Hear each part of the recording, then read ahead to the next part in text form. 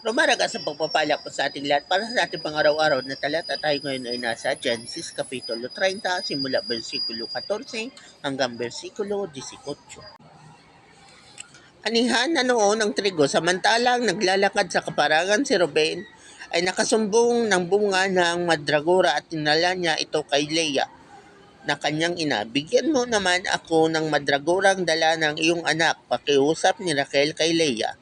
Sinagot siya ni Leah, hindi ka pa ba nasisiyang kunin ng aking asawa at pati madragora ng aking anak ay pinagmimithian mo pa?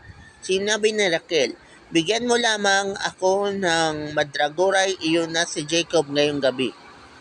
Gabi na nang dumating noon si Jacob galing sa kaparangan, sinalubong agad siya ni Leah at sinabi, sa akin ka sisiping ngayong gabi. Si Raquel ay binigyan ko ng madragorang dala ng aking anak para sa karapatang ito. Nagsiping nga sila ng gabing iyon.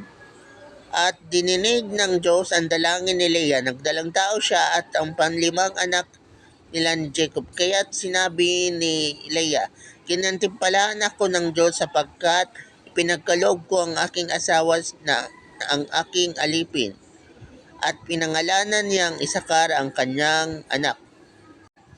Sa ikalimang pagkakataon na ginanay ulit si Leah.